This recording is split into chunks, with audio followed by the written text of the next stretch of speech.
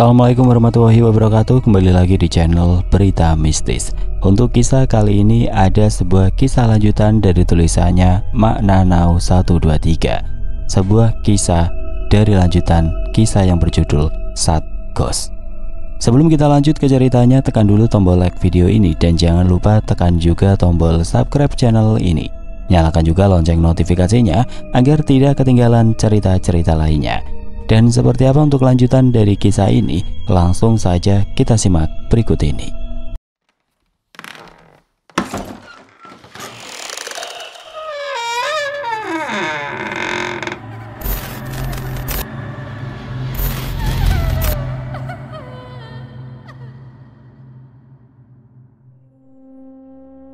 Di malam yang gelap, sepi dan pastinya merinding ngeri, entah sejak kapan Agnes berada di tempat pengistirahatan terakhir untuk manusia-manusia yang ada di muka bumi ini, alias kuburan.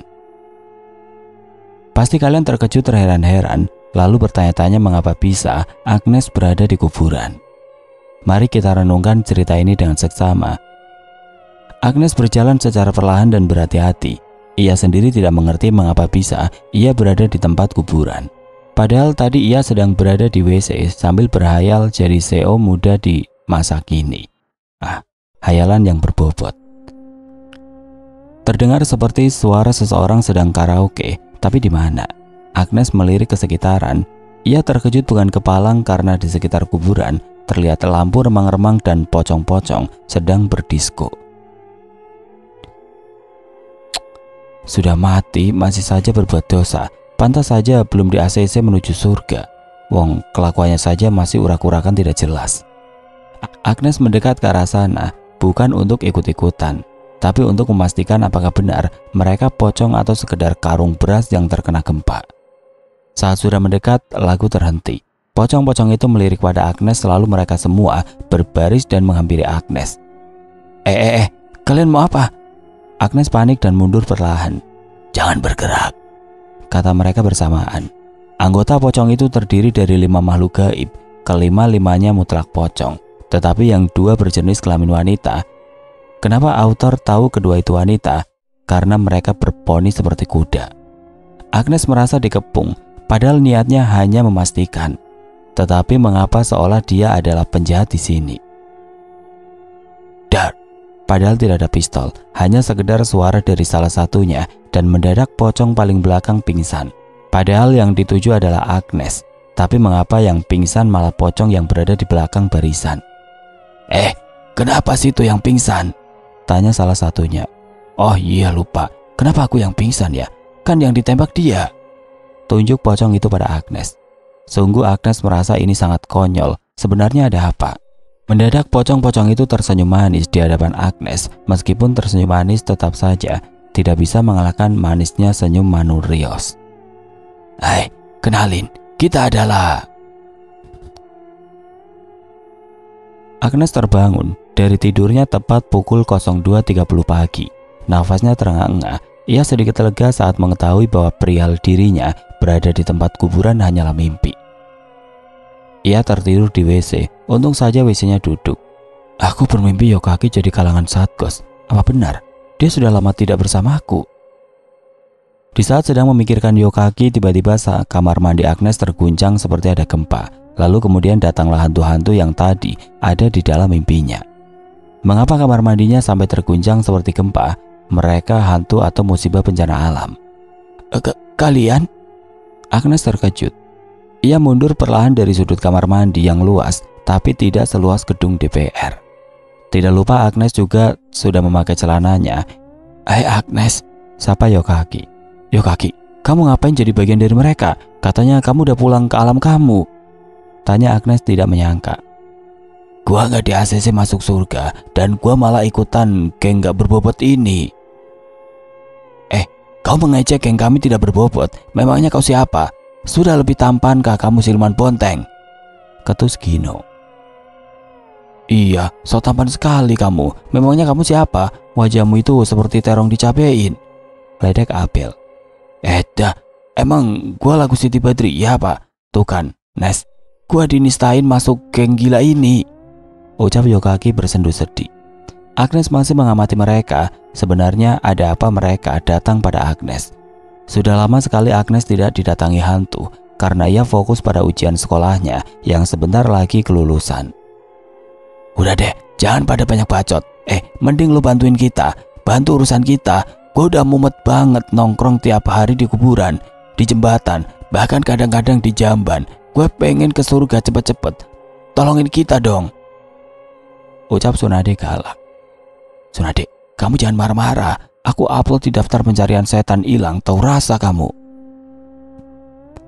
Sungguh Agnes saat ini seperti orang yang ketangkap basah sedang melakukan perbuatan mesum. Bagaimana tidak, Agnes duduk di samping WC sambil matanya melotot tidak percaya dan memeluk lututnya sendiri. Ia memperhatikan para hantu konyol itu dengan mulut yang terbuka lebar, atau bisa disingkat cangak. Bisa-bisanya kalangan Satgos dari dimensi kedua hadir meminta pertolongannya. Lebih mengerikan lagi, Yokaki terlibat di sana. Yokaki, kamu tidak ada masalah kan? Tanya Agnes. Kagak, gue nunggu mereka buat lu tolong. Kalau mereka udah pergi ke awang-awang, maka gue juga pergi, Nes. Mending lu tolongin deh, biar semuanya selesai. Sebenarnya Agnes tidak ada waktu untuk itu. Ia sudah berjanji pada Kevin untuk fokus pada masa depannya daripada mengurus hal yang tidak penting. Lantas jika sudah begini, apa yang harus Agnes lakukan? Apakah ia harus berbohong pada sang pacar demi para hantu itu? Atau justru lebih baik ia acuh dan tidak menolong para hantu itu? Jadi bagaimana Agnes? Apakah kau mau menolong kami? Tanya Abel. Udah deh, lo gak usah kebanyakan mikir, mending tolong kita. Mang Pocong berponi tersemok satu ini suka sekali marah-marah. Maklum ia baru berpisah dengan Sodikin selaku calon tunangannya dulu. Sodikin sudah pergi ke surga, sementara Sunade masih gentayangan. Entah apa masalahnya, yang jelas Agnes belum tahu. Enggak, aku gak mau. Aku gak mau tolong kalian. Wah, bener-bener lu nantangin kita-kita ya. Mau kita cekik, ancam Sunade. By the way, gimana cara cekiknya ya? Kan kita pocong, kebetulan baju kita ini tidak memungkinkan untuk mencekik, tanya Yokaki. Ah, benar juga. Mengapa Sunade bisa sebodoh itu? Petak. Sunade mencita kepala Yokaki kesal dan tentunya dengan kepalanya karena tangannya terikat oleh baju pocong khasnya itu yang berwarna pink keijo-ijoan. Anjim, galak amat sih. Gue pacarin mampus lo. Lo ngapain bocorin ke dia kalau kita nggak bisa cekik? Kan dia jadi gak takut. Itu kan gertak doang, gak asik lo jadi setan. Yokaki hanya tersenyum konyol saja, sementara pocong lainnya tampak lesu karena gagal membuat Agnes takut. Tak tak tak. Mendengar suara ketukan pintu, hantu-hantu itu segera pergi berlalu. Agnes, sang mama hendak masuk memastikan keadaan anak tirinya di dalam sana. Iya mah, buka aja pintunya. Agnes buru-buru membuka kamar mandi dan duduk di tepi ranjang seolah tidak terjadi apa-apa. Mona membuka pintu kamar Agnes lalu melirik sekitaran kamar Agnes. Tentu saja Agnes tahu bahwa mama tirinya itu sedang mencari keberadaan seseorang yang mengajak anak tirinya bicara. Wajar saja Mona mendengar Agnes berteriak dan bicara sendirian karena kamar Agnes bersebelahan dengan kamar kedua orang tuanya. Mama dengar kamu ngobrol sama siapa? Apa ada orang di sini? Apa Kevin nginep lagi di sini ya kayak dulu? Atau kamu ngobrol sama hantu lagi? Agnes, sudah mama katakan, jangan lagi seperti itu. Walaupun kamu indigo, kamu berhak menolak apabila mereka ganggu. Nasihat dari Mona selalu Agnes cerna dalam perutnya. Salah, maksudnya otaknya. Agnes mengerti itu, tetapi takdir seorang tidak bisa dirubah.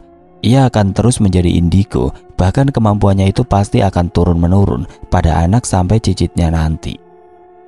Mona hanya tidak bisa merasakan apa yang Agnes rasakan. Menjadi seorang Agnes adalah hal yang tidak mudah, terutama menjadi seorang autor yang memikirkan alur ceritanya.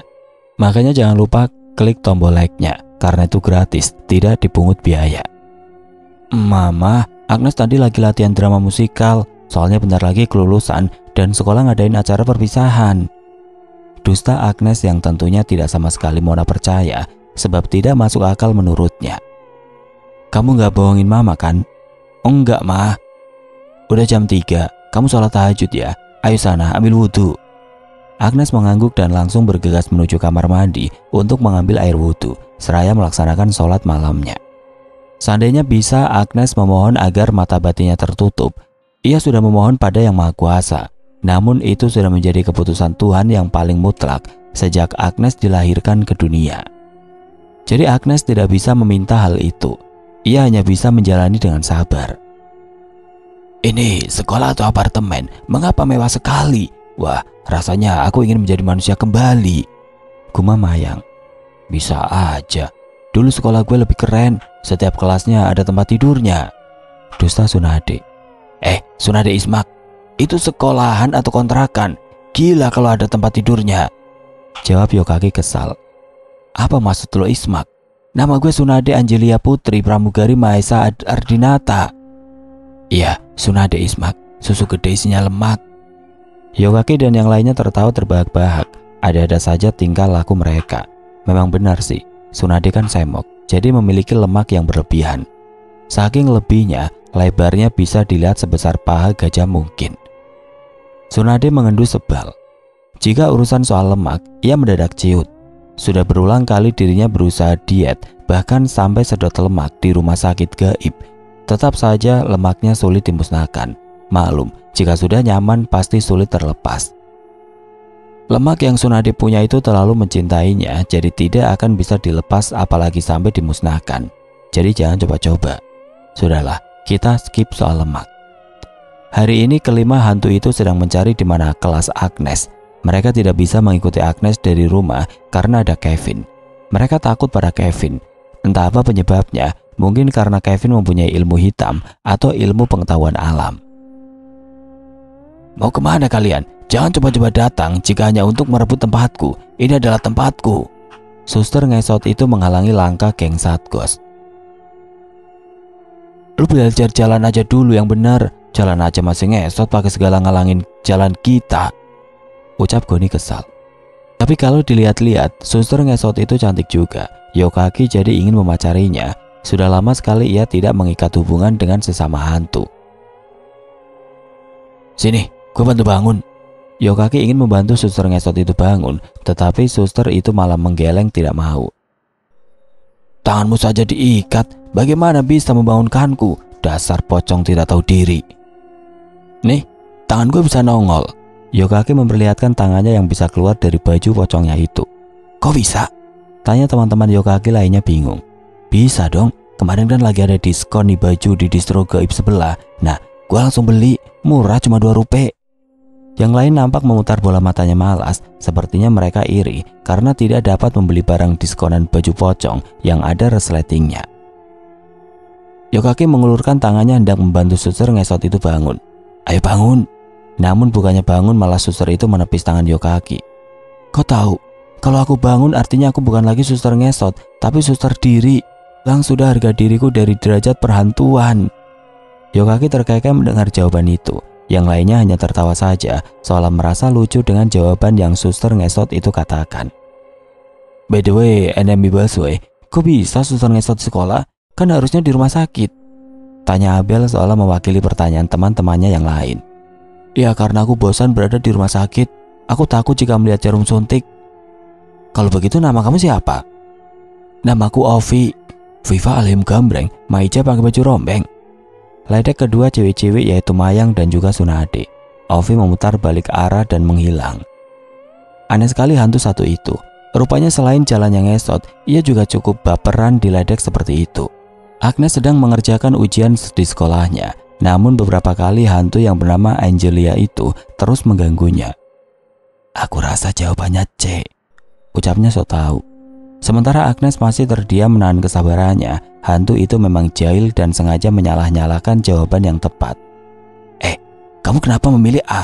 Kau tahu itu salah. Agnes tidak menghiraukannya. Ia tetap pada jawaban yang ia rasa tepat karena setiap harinya gadis itu belajar. Sontak saja Angelina mendengus sebal. Sepertinya ia salah jika mau menyesatkan Agnes karena Agnes murid yang pintar. Hari ini adalah ujian terakhir di SMA Merah Putih dan perjuangan Agnes sudah selesai di hari ini. Ia berharap hasilnya akan baik dan lulus dengan nilai terbaik. Agnes ingin membahagiakan kedua orang tuanya, itu saja, dan ia juga ingin sekali masuk universitas favoritnya. Rasanya tidak sabar menunggu masa kuliah. Setelah selesai mengerjakan ujian, maka seluruh murid kelas 3 di SMA Merah Putih berbondong-bondong keluar kelas dengan ekspresi wajah yang terlihat lega sekaligus cemas menunggu hasilnya nanti setelah hari pengumuman. Aduh, kira-kira aku lulus nggak ya? Nggak sabar, pengen banget tahu hasilnya cepet-cepet. Udah amat deh, mau lulus apa enggak, yang penting mah uang jajan aman. Begitulah kira-kira celotehan dari para murid kelas 12 yang baru selesai mengerjakan ujian terakhir. Saat sampai di gerbang sekolah, sudah ada Kevin menjemputnya. Mereka berdua berbeda sekolah karena tidak mungkin Kevin masuk sekolah semewah itu, sementara dirinya hanya sebatang kara dan bekerja keras untuk kehidupannya sendiri. Ya, Kevin masih bekerja di bengkel sudah hampir 3 tahun lamanya, dan Agnes tidak pernah peduli dengan Kevin yang hanya sekedar bekerja di bengkel. Yang gadis itu pentingkan adalah Kevin setiap adanya. Ayo pakai helmnya, ucap Kevin. Ya, memang pria itu lebay sekali jika sudah memanggil dengan panggilan tersayangnya. Apalagi jika sudah manja-manjaan, rasanya seperti kucing yang sedang birahi. Untung saja Kevin orangnya bisa memegang sebuah ucapan. Jadi sampai saat ini hubungan keduanya sehat-sehat saja dan hanya sebatas pelukan atau cium-cium pipi lalu kening saja. Beruntung rasanya Kevin mendapatkan gadis baik seperti Agnes. Pikir aku gorengan apa bala-bala? Sebelnya sambil menumpangi motor sang pacar. Ya emang kayak gorengan, berminyak, tapi aku tetap suka dan selalu jadi favorit saat rintikan hujan menerpa. Pipi Agnes merah merona seperti ceri yang sedang matang-matangnya. Sungguh Kevin ini rajin sekali merayu, tapi rayuan mautnya itu hanya berlaku untuk Agnes seorang. Kevin segera melajukan motornya dengan kecepatan standar, seperti biasa sambil boncengan, keduanya bercanda ria layaknya sepasang kekasih yang bahagia. My baby bala-bala, coba tebak, apa bedanya kamu sama tolak angin? Hah? Beli angin? Kevin, angin itu nggak bisa dibeli, kamu ada-ada saja. Kok kamu tahu sih kalau aku lapar? Iya sih, emang bener kamu manis, tapi aku tidak seperti angin yang tidak terlihat. Iya, kita mampir dulu ya ke restoran. Ya, begitulah kira-kira obrolan tidak nyambungnya mereka jika di motor. Malum jika di jalanan, telinga mendadak tuli akibat tertutup helm. Lebih parahnya lagi, helm yang Agnes pakai kekecilan. Belum sempat diganti karena keduanya sama-sama sibuk ujian dan LDR selama 3 hari kemarin. Sebenarnya di balik hubungan bahagia mereka, ada satu pria yang menyukai Agnes dan mengagumi Agnes dari kejauhan saja. Kevin dan Agnes akhirnya makan di kafe sederhana yang bisa mereka singgahi. Tentu saja Agnes memesan banyak makanan karena Kevin yang mengatakan mau mentelaktirnya. Seperti biasa, Kevin selalu mentelaktir sang pacar di awal bulan karena tanggal awal adalah tanggal gajian Kevin. Ya, meskipun tidak sebesar gaji kantoran, tapi percayalah, Kevin selalu berusaha membahagiakan Agnes dengan caranya sendiri. Cinta itu sederhana dan tidak diwajibkan bermewah-mewahan. Oh my god, aku gak suka toge. Ini kenapa bisa kebab pakai toge sih? Teriak Agnes panik hingga membuat beberapa orang di dalam kafe memperhatikannya. Kebab pakai toge. Halu kali kamu yang, mau caper ya? Kamu sama pelayan yang nganterinya, tuding Kevin.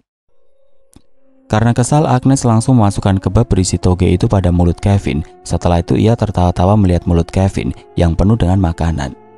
Ya, gemam Kevin tidak jelas. Rasakan, makanya jangan cemburuan jadi pacar. Agnes kembali makan makanan yang lainnya. Ia selalu bahagia jika bersama Kevin karena pria itu tidak pernah membuatnya bosan dengan segala kekonyolannya. Terutama jika Kevin cemburu, rasanya gemas-gemas belahlul. Gino, suara kamu mirip domba ikut audisi, sangat mengerikan. Lebih baik kamu diam saja deh, protes Mayang kesal. Lebih kesal lagi, ia tidak bisa menutup telinganya dengan kedua tangannya karena tidak mempunyai baju seperti Yokaki. Yokaki sih, santai saja sambil mendengarkan lagu lewat headset. Sesekali ia meleguk darah hangat yang sudah dimasak sampai mendidih, lalu ia dinginkan. Gunanya agar tidak terkena bakteri. Ya, maklum di dunia gaib tidak ada kopi hitam apalagi merek Liong. Jadi yang ada darah untuk menambah energi. Iya, suara lo jelek kayak petasan tahun baruan, ucap Tsunade yang juga ikut kesal, sementara Gino nampak acuh saja tidak peduli dengan makian teman-temannya itu. Jadi gimana guys? Kita harus gimana? Agnes kagak mau bantuin kita Dan tadi bukannya ketemu di sekolah malah kalian keasikan ngerjain murid-murid di sana. Teriak Abel kesal. Bahkan kelima hantu itu rasanya sudah pasrah saja, apalagi Yokaki. Hantu satu itu nampak tidak peduli. Ia sibuk mendengarkan lagu metal dari audio gaibnya menggunakan headset. Gelap, sepi dan hanya ada kenangan bersama Samsia dalam ingatan Yokaki. Ia berharap Samsia ada pada dimensi kedua, namun kenyataannya tidak seindah hayalannya. Lu mikirin apa? Lu kan temennya si cewek Indihome itu nih ya. Lu bilang dong sama dia buat nolongin kita, bujuk Tsunade. Yokaki melepas headset yang ada di telinganya lalu menatap Tsunade serius. Jika ditatap seperti itu Tsunade akan jadi baper. Kalau baper pada orang yang salah kan bahaya. Seperti para readers yang pernah merasakan hal yang serupa. Rasanya pasti sakit kan? Baiklah, skip karena ini bukan lapak curhat. Dia tahu apa yang harus dia lakuin. Kalau dia kagak mau, ya udah. Kenapa lu pasrah banget sih? Kita itu butuh dia. Bener Yok, kita butuh dia. Soalnya dia bisa lihat kita. Seandainya saja bapaknya yang bisa lihat, pasti kita minta tolong bapaknya, ucap Abel. Yokaki sedang mempertimbangkannya. Jika Agnes menoleh geng Satgos, ia tidak akan dirugikan. Sebab jika geng Satgos dimensi kedua itu tamat, maka ia juga akan pergi ke alam sesungguhnya. Jadi sebisa mungkin Yokaki harus membujuk Agnes. Dia butuh waktu guys. Dia nggak bisa langsung nolongin kalian. Dia punya kehidupan reliefnya, jawab Yokaki jujur. Ia paling tahu sikap Agnes sejak dulu. Gadis itu tidak asal membuat keputusan dan harus berhati-hati dalam menghadapi makhluk gaib yang hendak mendekatinya dengan tujuan meminta pertolongan. Kapan waktunya? Keburu lampu remang berubah jadi lampu senter, jawab Mayang kesal. Ya keburu Kak Ros cukuran. Cukuran? Perasaan rambutnya nggak panjang-panjang banget dari dulu. Cukuran apa? Tanya Abel penasaran. Cukur bulu hidungnya. Mereka tertawa terbahak-bahak. Indahnya pertemanan antar hantu, namun lebih indah lagi jika bertemu di alam sesungguhnya. Yokaki sendiri sedang memikirkan Agnes. Jika dipikir-pikir Agnes yang dulu bukanlah yang sekarang. Agnes sudah bahagia dengan kehidupannya tanpa berteman Yokaki lagi. Apakah Agnes tidak merindukan Yokaki? Jelas saja rindu sangat. Yokaki adalah teman terbaiknya meskipun dalam kalangan yang berbeda. Tapi apalah daya, ia sudah berjanji pada Kevin untuk melepas Yokaki dengan ikhlas. Seandainya Kevin tahu bahwa Yokaki masih gentayangan, entahlah Kevin akan memperbolehkan Agnes bergaul lagi bersama Yokaki atau justru akan marah besar terhadapnya. Makasih ya, udah anterin aku pulang dengan selamat, ucap Agnes sambil berusaha melepas helmnya yang teramat sulit. Kevin, ini susah banget. Aku kan udah bilang ganti. Ini sempit banget tahu. Bentar yang, sini aku lepas. Tidak juga lepas. Lalu bagaimana? Apakah Agnes harus masuk rumah, makan, tidur, mandi memakai helm? Tidak. Bahkan membayangkannya saja Agnes bergedik ngeri. Gimana dong? Ini gak bisa lepas. Kevin panik luar biasa. Tubuhnya sudah bercucuran keringat karena tadi berusaha melepaskan helm yang menutupi kepala gadisnya. Terus gimana Kevin? Harus dibor yang. Apa kamu bilang? Dibor? Terus maksud kamu kepala aku dipisah gitu dari tubuh aku? Sadis banget kamu. Kevin jadi semakin kepanikan. Ia sedang mencari cara agar helm itu terlepas, jika tidak, tamatlah riwayat Agnes. Sini yang, aku usahain lagi biar lepas ya. Agnes mengangguk patuh. Kevin berdiri lagi di hadapannya. Sebelum melakukannya, ia membaca bismillah terlebih dahulu. Kevin, susah gak bisa lepas, ucap Agnes semakin kepanikan. Setelah Kevin perhatikan dengan seksama, ia melihat tangan Agnes yang menahan helmnya terlepas di saat dirinya sedang berusaha menariknya. Yang, coba lepasin tangan kamu di saat aku tarik. Agnes mengangguk nurut. Sekali tarik langsung terlepas. Dan sekarang Kevin tahu penyebab helm itu tidak bisa lepas dari kepala Agnes. Itu karena Agnes menahannya. Konyol sekali gadisnya itu. Memang benar helm itu sudah sempit. Jadi tadi Agnes sulit melepasnya. Kemungkinan Agnes juga sedang tidak bertenaga akibat kebanyakan makan dan bawaannya mengantuk. Kenapa ya bisa helmnya gak lepas tadi? Tanya Agnes dengan tanpa rasa berdosanya. My baby bala-bala, tadi tuh karena tangan kamu nahan. Lain kali kalau aku berusaha lepasin, ya jangan kamu tahan lah. Jadi salah aku. Oh enggak dong sayang, tentu saja salah aku. Besok aku beli helm baru ya. Kevin mengalah saja karena ia tahu gadisnya sedang PMS.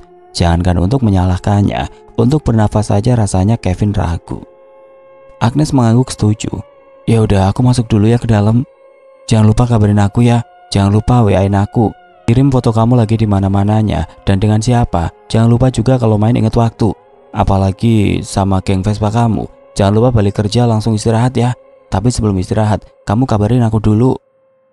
Hanya dengan anggukan dan elusan dari tangan Kevin membuat Agnes berhenti berbicara dan merasa tersipu malu. Perilaku Kevin terhadapnya memang selalu menghangatkan suasana. Perut aku sakit, Vin. Aku beliin Kiranti ya. Jangan. Kenapa? Jangan Kiranti doang dong, Cute. Tapi sama StopTech bersayapnya yang warna biru yang harganya 2000. Tapi selusin ya belinya, nih uangnya. Agnes hendak memberikan uangnya tetapi Kevin menolaknya. Uang aku aja sayang, kamu kan pacar aku. Biarpun aku cuma kerja di bengkel, tapi kamu itu cewek aku dan dilarang ngeluarin uang sepersen pun saat bersama aku. Gadis itu senyum-senyum memperlihatkan pipinya yang bersemu merah. Kevin segera meluncur menuju Indomaret. Ia sudah biasa setiap bulannya pergi ke Indomaret untuk membelikan Agnes. Bahkan kasir Indomaret sudah sangat mengenal Kevin sebab sudah hampir 3 tahun bersama Agnes. Pria itu tidak pernah bosan setiap sebulan sekali rutin ke Indomaret membelikan keperluan gadisnya saat sedang PMS. Malam datang, nyamuk silih berganti menggigit tangan Agnes yang lembab. Padahal Agnes sudah memakai sovel dan menyemprot ruangan dengan hit membasmi nyamuk. Tetap saja nyamuk-nyamuk nakal itu mau menyerangnya. Datanglah kelima hantu itu lagi di hadapan Agnes. Rupanya nyamuk tadi hanya memberikan tanda bahwa akan ada hantu-hantu yang datang. Padahal Agnes sudah bersuuzon terlebih dahulu. Kalian, ada apa lagi? Aku udah bilang kalau kita mau berteman dengan kamu, Agnes. Ucap kelima hantu itu secara bersamaan. Berteman? Agnes tidak mau lagi berteman dengan hantu, karena itu akan membuatnya terganggu. Baru saja Agnes mengatakan tidak mau, tetapi mereka sudah bersuara lebih dulu. Kita tidak akan mengganggumu di saat-saat tertentu atau privasi. Kita akan datang di saat kamu dalam kesulitan. Ucap Abel menjelaskan. Yo Ines, lu jangan takut. Geng Satgos dimensi kedua ini juga baik kok. Kayak dulu Jaka, Samsia, Surya dan Ozo. Mereka baik juga, Nes. Lu tenang aja. Ucap Yokaki meyakinkan. Yokaki, kamu tahu kan Kevin melarangku berteman dengan sejenis kalian. Kevin tidak mau kesehatanku terganggu. Pikiranku terganggu dan terlebih aku harus ikut campur yang bukan urusanku. Jadi Kevin yang pengaruhin lu, Nes. Dia berpengaruh baik dalam hidup aku, Yokaki. Kamu tahu, dia bahkan mendoakan kamu dalam ibadahnya. Dia ingin kamu tenang di alam sana. Dia ingin kamu tenang di alam sana. Juga aku di alamku ini. Aku mohon, kalian jangan ganggu aku. Agnes, lu santai dulu. Gini, kita nggak akan ajak lu ngomong di saat lu sama Kevin, please. Ucap Sunadi berharap agar Agnes mempertimbangkannya. Aku butuh waktu. Sebaiknya kalian pergi sekarang. Mamaku mau masuk ke kamar untuk memberikan segelas susu. Susu? Kami juga mau susu. Sorak kelima hantu itu bersamaan. Agnes menelan salivanya susah payah. Terpaksa ia harus berbagi segelas susu untuk kelima hantu itu. Ya mungkin hanya satu legukan sekali masing-masing. Sepertinya aku harus membantu mereka. Kasihan mereka kalau masih ada di bumi karena mereka belum tenang. Gumam Agnes dalam batinnya. Hati Agnes memang lemah lembut. Setegas apapun ia terhadap keputusannya, tetap saja ia tidak suka melihat siapapun menderita. Lagi pula geng Satgos itu lucu-lucu. Awalnya Agnes terkejut, tapi jika diperhatikan dengan baik, mereka konyol dan sangat menyenangkan. Juga yang lebih penting lagi, wajah mereka tidak sama sekali menyeramkan. Hanya sekedar terlihat pucat saja. Libur telah tiba. Karena hari libur telah tiba, maka kedua insan yang notabene sebagai pasangan kekasih seperti Agnes dan Kevin ini sedang menikmati hari liburnya di hutan. Mengapa di hutan? Konon katanya orang yang pacaran di hutan hubungannya akan langgeng. Kenapa begitu? Pohon saja terjaga, apalagi perasaan. Saat ini keduanya sedang liburan di Monas. Mereka sedang asik melihat rusa. Ya, lebih baik melihat rusa bukan daripada melihat mantan yang sudah bahagia bersama yang good looking. Kevin, rusanya lucu, mukanya kayak kamu, ledek Agnes. Seketika Kevin membayangkan jika wajahnya mirip rusa. Tidak, teriak Kevin heboh sendiri. Sepertinya Kevin salah menghalu, sampai-sampai yang ia bayangkan adalah gajah berwajah gorila. Bisa-bisanya salah haluan. "Kit, kamu kenapa? Kamu kesurupan siluman rusa?" tanya Agnes panik. "Astagfirullahaladzim, bala-bala, kamu bener-bener ya nistain aku terus. Aku marah nih." "Marahnya gimana?" "Aco malah sama kamu yuk." "Nggak mau nanya lagi," ucap Kevin berlogat ala-ala bayi, dan Agnes tertawa terbahak-bahak. Sementara di sekitar mereka ada anak kecil yang sedang merong memperhatikan Kevin tidak suka. Entah karena iri wajah Kevin terlalu tampan atau iri karena masih jomblo. "Yang pindah yuk, kayaknya anak kecil yang di sana punya dendam kesumat deh sama kamu. Masa dia liatin aku kayak liatin setan gitu sih?" Ngomong-ngomong soal setan, Agnes jadi ingat dengan geng Satgos. Mereka pasti menunggu jawaban Agnes. Sebenarnya juga Agnes mau jujur pada Kevin. Mungkin ini saatnya ia jujur. "Ayo, ada yang mau aku omongin juga sama kamu, Vin." "Soal apa nih? Pasti soal kuliah di mana dan kapan nikahin kamu kan?" "Ah, bukan." "Terus?" "Ada pokoknya." Pokoknya pindah tempat ke air mancur lalu duduk di kursi yang tersedia. "Jadi gini, aku bertemu Yukaki lagi." "Ah?" Mata Kevin membulat sempurna seperti rusa betina yang juga terkejut saat melihat wajah tampan Kevin. Maksudnya gimana?" Sempat tidak percaya, tapi Agnes yang berbicara, maka ucapan Agnes selalu jujur dan benar. "Yukaki jadi geng Satgos Dimensi 2, Vin. Aku didatengin mereka, dan mereka Agnes memegang kepalanya kesakitan. Jika sudah begini, Kevin sangat hafal bahwa penglihatan Agnes sedang bekerja. Samar-samar Agnes melihat ketiga orang yang baru saja keluar dari kuburan dan tertawa terbahak-bahak seperti habis melakukan tindakan kriminal. Setelah itu ingatan Agnes kembali normal. Jantungnya masih berdetak cepat. Ia merasa penglihatannya itu bukanlah hal biasa. Ada yang harus terselesaikan. Jika penglihatan itu semakin jelas, maka yang bersangkutan sudah mulai dekat. "Apa ada hubungannya dengan geng Satgos?" "Kamu kenapa, Yang? Apa yang kamu lihat?" "Samar. Tapi sebelumnya aku mau minta izin sama kamu. Boleh nggak aku bantu mereka? Tapi harus atas penjagaan aku. Kamu mau kemana-mana harus bilang sama aku, dan aku yang nemenin. Deal?" "Oke, deal." "Oh ya, Yang, ada juga yang mau aku sampaikan." "Apa?" "Aku mau jujur sama kamu." "Soal apa?" "Jadi gini." "Apa?" Agnes nampak penasaran. Ekspresi wajah Kevin menggambarkan kecurigaan bagi Agnes. Jorok banget kamu. Lihat tuh, gara-gara kamu kentut, air mancurnya mendadak keruh." "Oh, mana ada begitu." "Kamu kenapa sih jorok banget, Kevin? Kalau bukan pacar, aku udah bawa kamu ke panti asuhan biar kamu diurus di sana." Kevin hanya memutar bola matanya malas. Pria seperti Kevin yang jarang sekali marah, kecuali jika Agnes melakukan hal-hal yang negatif, seperti membuang sampah sembarangan, jajan sembarangan, makan seblak sambelnya yang banyak dan tidak mau belajar. Kevin akan marah, tapi tidak akan berani membentaknya, hanya sekedar diam selama 1 jam. Lalu ia kembali membaik setelah rayuan-rayuan maut dari Agnes berhasil meluluhkannya. "Jemuran gua kemana ya? Perasaan semalam naruh kolor di sini deh," gerutu wanita parubaya yang hendak mau mengangkat jemuran. "Kolornya lucu sekali, gambar SpongeBob.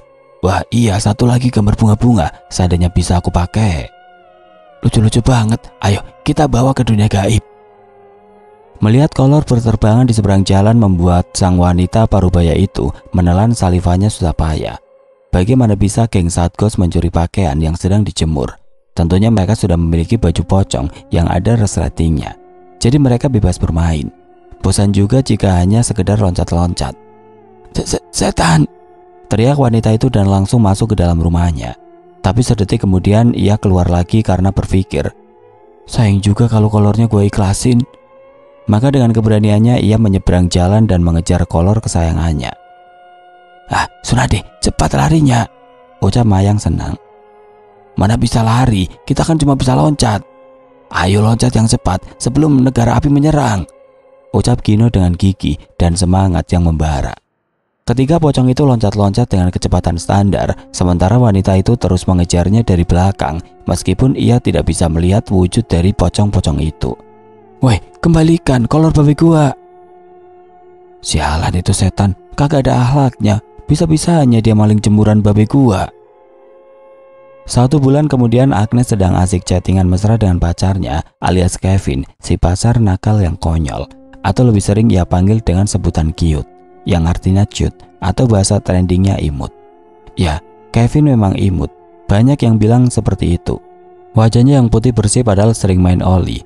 Tetap saja digemari para gadis-gadis. Untung saja Kevin setia, coba kalau tidak, Agnes pasti akan membatin.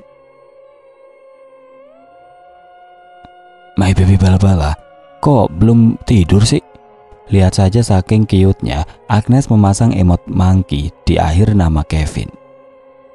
Sunade yang keponya luar biasa itu memperhatikan Agnes yang sedang chattingan, begitupun dengan Mayang. Jadi posisinya, Agnes berbaring di tengah kasur, sementara kedua pocong berponi itu masing-masing berada di samping kanan dan kirinya Agnes. Romantis sekali pacar kamu, Nes, tanya Sunade. Kalian dari tadi kepo ya? Kedua pocong itu mengangguk. Karena sudah terlanjur, jadi Agnes membiarkannya saja mengkepoi chattingannya dengan Kevin. Toh juga tidak ada chattingan yang macam-macam. Kevin kan alim. Belum, aku belum ngantuk. Kamu ngantuk ya? Aku masih kerja, kan lembur. Kasihan sekali pacarnya itu. Ingin rasanya Agnes memberikan sarapan pagi untuknya, tetapi ini sudah malam. Jadi Agnes terpaksa mengurungkan niatnya untuk memberikan sarapan pagi karena sudah malam. Oh, jadi pacar kamu itu bekerja, Nes? Wah, mandiri sekali, ucap Mayang kagum. Iya, jadi kepingin punya doi, ucap Sunade sambil membayangkan Yokaki mengatakan cinta padanya. Agnes melirik keduanya yang sepertinya ingin juga mempunyai kekasih. Ya udah, pacaran aja sama Yokaki. Oga, jawab keduanya bersamaan. Padahal sebenarnya Sunade gengsi saja untuk mengatakan mau banget. Agnes hanya terkekeh saja melihat tingkah kedua hantu itu. Ada-ada saja. Semangat ya kerjanya, jangan lupa makan yang banyak biar kuat. Pasti, kamu juga tidur. Jangan malam-malam ya, gak baik anak gadis begadang. Nanti dimarahin Bang Om Irama. Iya, oh ya, kamu daftar universitas mana? Kan kita belum sempat obrolin ini, belum sempat ketemu lagi. Aku di Universitas Brawijaya, kamu di mana? Ya, kita bisa deh, nggak satu kampus. Aku di Presiden University. Minggu depan udah mulai ospek. Kamu jangan 2G ya? Apa tuh 2G yang? Aku baru dengar. Gatel dan genit. Lihat chattingan mesra itu membuat kedua pocong berponi itu salto saking bapernya. Sontak Agnes terkejut. Mengapa bisa ada pocong salto? Kalian kenapa? Teriak Agnes terkejut. Pakai nanya lagi. Baper woi, gila. Pengen banget pacaran. Jadi kangen Sodikin, ucap Sunade yang kemudian duduk. Agnes jadi ikutan duduk di tengah-tengah kedua pocong itu. Siapa Sodikin? Itu loh, calon tunangannya dulu. Dia hampir mau menikah, keburu mati dua-duanya. Sodikin udah di surga. Lah dia masih di sini, baik. Dia belum di ACC ke surga. Soalnya dulunya suka bohongin orang tuanya. Iya kan? Ngaku kamu, tanya Mayang mengintimidasi. Iya, dulu kan gue masih suka main-main terus orang tua gue larang. Tapi gue tetap main dengan alasan macam-macam. Padahal Sodikin udah nasihatin gue panjang lebar. Tapi gue gak mudeng. Tidak patutlah ditiru bila macam itu. Pesan moral, jadi untuk kalian jangan membohongi orang tua demi kesenangan semata. Karena itu akan menyulitkan jalan menuju surga. Lagi pula kita masih ada urusan sama penjahat-penjahat itu, Nes. Harus dituntasin, ucap Gino yang tiba-tiba datang bersama Abel. Yokaki mana? Kok dia nggak kesini? Tidur dia, ngantuk habis mabuk kemenyan. Ah? Tanya Agnes tidak mengerti. Iya, kemenyan kan kesukaannya kami, Nes, jawab keempat hantu itu bersamaan. Agnes menjawabnya dengan berohria saja. Aku mau bantu kalian, tapi di mana orang-orang itu dan apa kesalahan mereka? Itu dia yang kami nggak tahu. Mereka pindah tempat, entah kemana. Kami harap kamu bisa menemukannya dengan mata batinmu, Nes, ucap Mayang. Aku tidak bisa asal mencari lewat mata batinku. Mata batinku bekerja sendiri tanpa diminta. Aku mau fokus ospek dulu di kampus. Semoga nanti ada jalannya ya untuk bantu kalian. Ospek itu yang suka dipakai cewek Pak Said bukan? Tanya Gino. Bola mata Agnes berputar malas. Itu softtek tahu, jawabnya kesal. Lah, bukannya softtek yang suka dipakai buat periksa cewek hamil apa enggak ya? Kini giliran Abel yang bermain teka-teki konyol itu. Itu tes pack, jawab Mayang. Kok lu tahu sih? Lu ambil duluan ya? Tuding Sunade. Kalau aku hamil, aku sudah menjadi kuntilanak bukan pocong. Mana ada pocong hamil? Terus juga apa kata Mayang? Dasar Sunade, seuzonnya gede. Tes pack bukannya perasaan cewek kalau lagi patah hati ya? Kini giliran Agnes yang mencoba memainkan teka-teki. Tidak ada yang tahu jawabannya. Karena tidak ada yang tahu, maka Agnes yang menjawabnya sendiri. Kalian gimana sih? Gitu aja nggak tahu.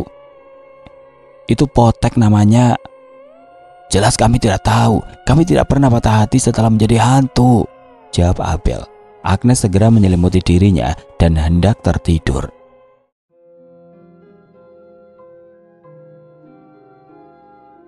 Oke teman-teman, sampai di sini dulu ceritanya. Nantikan kelanjutan kisah ini di video berikutnya. Agar tidak ketinggalan, klik tombol subscribe channel ini dan nyalakan lonceng notifikasinya. Wassalamualaikum warahmatullahi wabarakatuh.